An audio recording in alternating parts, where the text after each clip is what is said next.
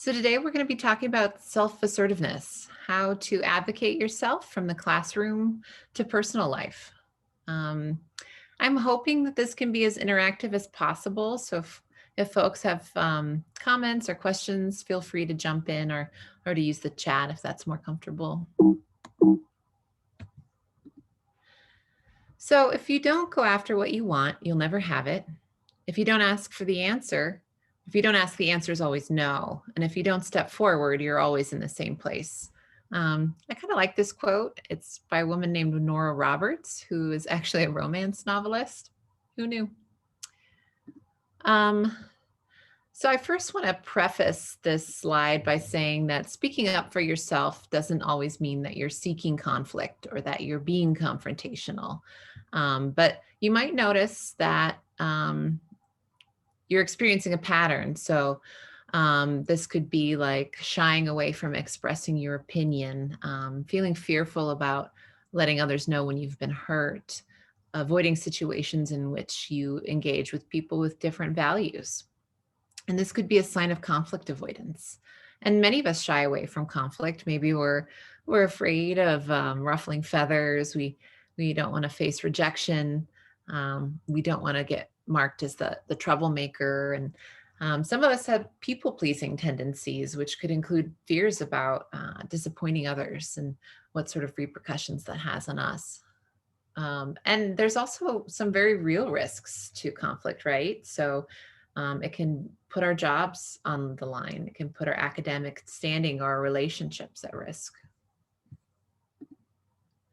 There's a spectrum. So the spectrum ranges from passivity to aggression, and assertiveness really just falls right here in the middle. So we're not just going along and letting things go that are maybe important to us, but we also don't want to lose our temper or lash out. But advocating for our needs is somewhere here in the middle. So conflict gets a bad rap. People sort of make it synonymous with aggression, right? When in fact it can be a really useful tool. So it's normal to have differences of opinions, and by expressing those differences, we inform ourselves of new worldviews. We become aware of new perspectives or ideas. Not only does it help us to become aware of how other people feel, but it might clarify our own viewpoints or help us to recommit to maybe our original position. Conflict can be an opportunity for us to voice our needs, making us more resilient, making us less fearful about advocating for ourselves in the future. Conflict can teach flexibility, things like humility, openness, compromise, teaches us to listen. I think this is a really undervalued skill, listening. It's hard too. I mean, it requires a lot of patience, a lot of controlling our impulses. Practicing communication helps us to articulate ourselves in intelligent ways and in authentic ways. And then it helps us to understand what are our limits and how can we communicate our boundaries so that we know when we're ready to compromise or we know when we need to stand our ground. The best person to advocate for your interests is you. So you know yourself best, you know your needs and your values better than anyone. And you're more than well equipped to assert yourself. So to be an effective self-advocate, it helps to believe in yourself. So knowing that you're unique and valuable, that your worth is unconditional, that you can do it. Knowing your rights, everyone is entitled to equality by law. And it helps to remind ourselves of that and to become familiar with what are the rules and regulations of what we're engaging in. Deciding what you want. This one is sometimes the most difficult. Just figuring out like what are my values and what do I need right now? What am I missing even? Getting the facts. So learning about what it is that you want, how you can go about getting it. Sometimes this means using the internet. Sometimes this means talking to other people who've been in a similar situation. And then coming up with a planning strategy. It can be really helpful to activate your social supports, to role play, or to get advice from people, again, who've been in similar situations. So again, that gathering support can be really important, not only in the initial brainstorming phase, but to get support and just feel validated, you know. You have a right to assert yourself, and your needs are important. And whatever the outcome, you deserve to have some support afterwards. Targeting your efforts, so figuring out who it is that can help you, whether this is a friend, maybe an instructor or counselor, somebody through a resource like the Access Center. Expressing yourself clearly, so making sure that you are brief, to the point, asserting yourself clearly. So again, not losing your temper or lashing out, but also being firm and persistent. You know, if you say that you're going to do something, follow through, and expect that others do the same. So self-advocacy can look very different depending on the environment. So self-advocacy in the classroom, again, can mean that spectrum of passivity to aggression. Um, you do want to speak up and advocate your needs, and sometimes doing so virtually can be all the more challenging. So again, in the classroom, understanding your needs can be really helpful in communicating them.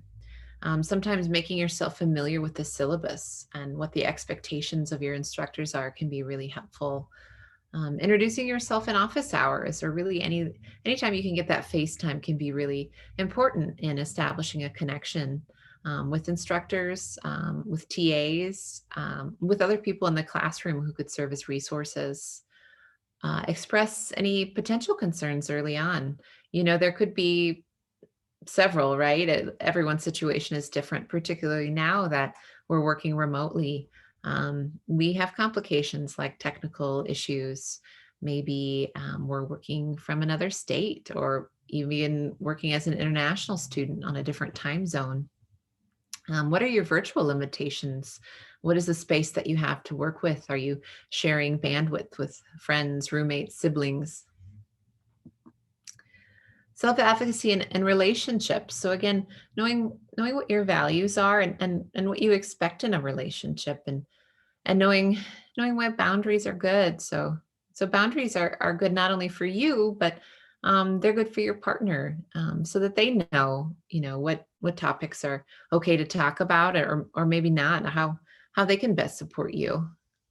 Expressing your rights isn't displeasing. I think that there's a common fear that by expressing yourself, it's going to be off-putting to your partner, or that it could cause an argument. But it doesn't necessarily have to be that way. And advocating for yourself isn't just about your needs, right? It's about having a space that's shared for your partner to also articulate their needs, and maybe come to a compromise.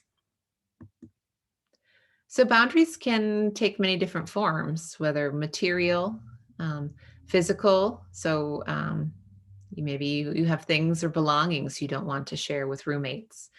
Maybe physically, you're a hugger, or you don't like to be touched. Mental and emotional boundaries. So it could be things that are maybe triggering for you, how you want to be talked to. Sexual boundaries, again, communicating your needs with your partner. And this can extend to spiritual, cultural beliefs as well. So, why boundaries are good? Boundaries can help us improve our relationships with ourselves and our others. Um, it helps us to sustain emotional energy, because there's less frequent boundary violations when people know not to cross them. Um, so it's good for your mental health. It's good for your emotional health. It's good for developing autonomy and understanding identity, and avoiding things like burnout. So I guess something else I want to mention are, there are also a lot of cultural considerations, right? So advocating for yourself looks maybe a little bit different as a woman, or maybe looks a little different depending on your cultural background. Maybe you come from a collectivist culture, in which case something like harmony or hierarchy is very important. So just knowing that this is very situated in culture and how we've been socialized, and maybe like even as women, how we've been socialized to take up less space can definitely influence how we are able to advocate for ourselves and to do so safely. So believing in your personal rights means the right to ask for what you want, the right to say no, the right to change your mind, the right to make mistakes, the right to know and follow your own values, standards, and beliefs. Again, and these could be beliefs about your individualism. This could be beliefs about your community or your relationships. The right to express your feelings, as long as it's not harmful to others. So, again, conflict doesn't mean aggression. Confrontation doesn't mean losing our temper, but um, things like fear, sadness, anger, sort of negative emotions, are just as valid, and you have a right to express them. The right to not be responsible for others' feelings, behaviors, or problems. So, again, sort of with that people pleasing piece, sometimes we feel a lot of pressure to not disappoint others or to want them to think positively of us or to want to take care of them.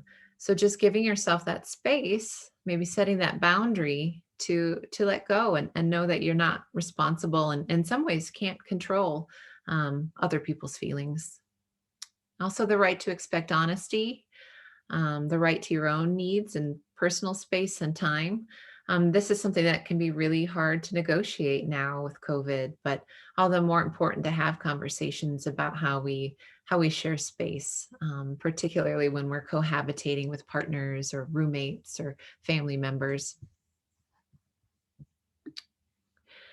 And the right to be in a non-abusive environment. So, knowing when maybe you're in a toxic relationship or a relationship in which your boundaries or needs are not being respected, and knowing that that's the time to get help, to get support.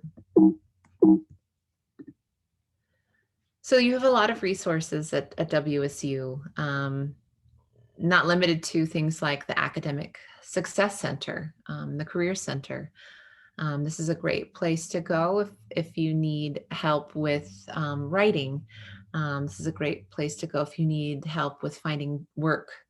The Access Center, great place for getting academic accommodations if you have a disability. Multicultural Student Services and the Gender Identity Expression and Sexual Orientation Resource Center, all good resources on campus that are still open and working remotely. And last but not least, counseling and psychological services. We are still providing individual therapy. It's all telehealth right now. So we meet with students for individual therapy, for group therapy. We have several workshops, including for survivors of interpersonal violence. We have a graduate student process group, an undergraduate student process group, and then several workshops covering a span of topics, including mindfulness, CBT for anxiety and mood management. And please share these resources with anyone you think might benefit. We have walk-in crisis services and even an after-hours crisis line. All right. What kind of questions or comments do people have?